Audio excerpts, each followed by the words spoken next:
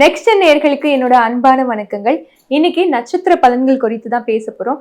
அதை நம்ம கூட ஷேர் பண்ணிக்கிறதுக்காக ஜோதிட சிறுவன்மணி டாக்டர் தீபா அருளாளன் அவர்கள் இணைஞ்சிருக்காங்க.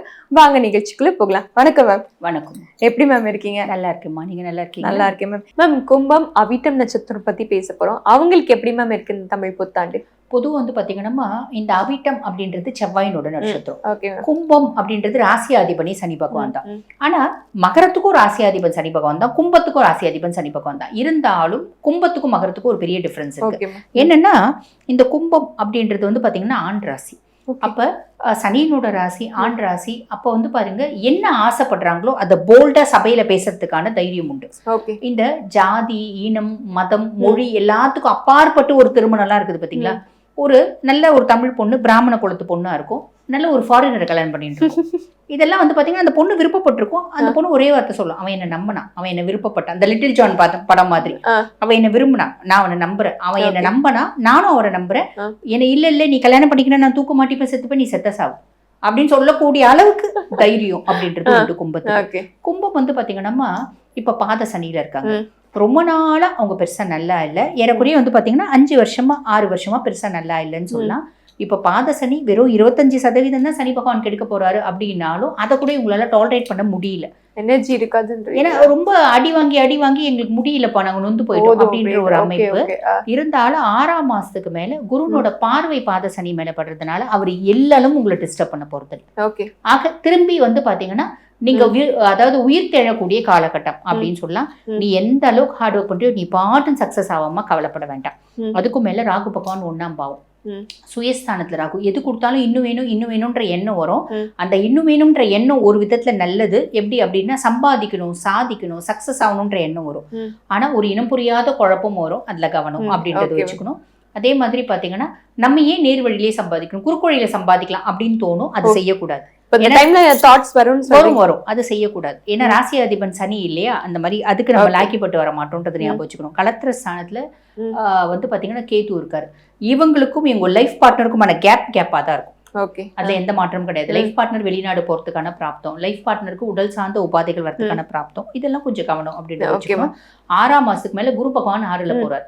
கடன், நோய், எதிரி இல்லாத வாழ்க்கை அப்படின்றது நீங்க வாழ போறீங்க, கவலைப்பட வேண்டாம்.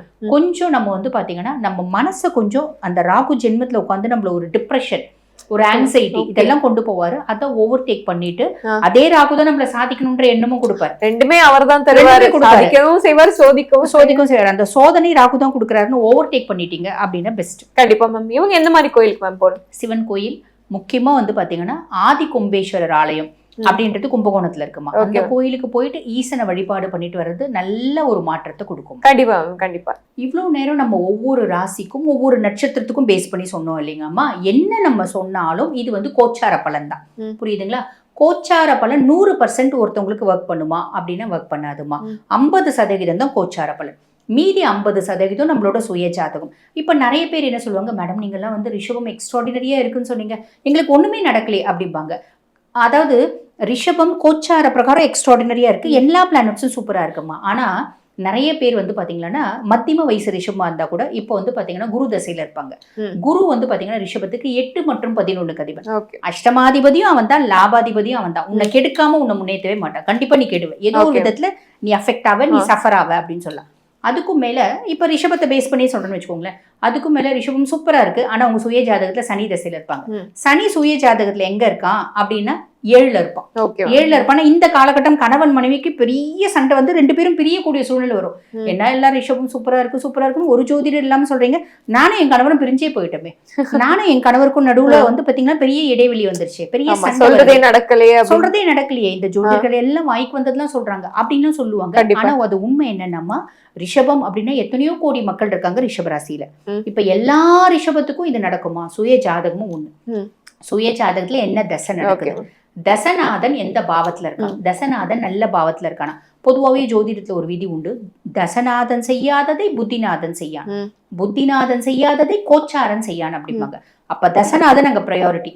தசை என்ன தசை நடக்குது, என்ன அந்தர் தசை நடக்குது, என்ன புத்தி நடக்குது. தசநாதன் சூப்பரா இருந்தா 100% நம்ம சொல்றது நடக்கும். தசநாதன் மட்டமா இருக்கான் அப்படின்னா நம்ம, அதாவது மட்டமா இருக்கான்ற சென்ஸ் நல்ல பொசிஷன்ல இல்ல, இல்ல okay. அதுக்கும் மேல அவருக்கு வீடு கொடுத்தவரும் நல்லா இல்ல, நட்சத்திர சாரம் வாங்குறவரும் நல்லா இல்ல, அதுக்கும் மேல பாபரோட பார்வையெல்லாம் இருக்கு அப்படின்னா நம்மள வச்சு செய்வான். இந்த நம்ம சொன்னக்கூடிய பலன் வந்து 50% தான் நடக்கும் அப்படின்னு சொல்லலாம். ஸோ சுய ஜாதகம் பிளேஸ் அ மேஜர் பார்ட் அப்படின்றத நம்ம ஞாபகம் வச்சுக்கணுமா. கண்டிப்பா இவ்வளவு நேரம் பொறுமையா எங்களுக்காக அழகா பதில் சொன்னீங்க. நன்றி மேம். நன்றி.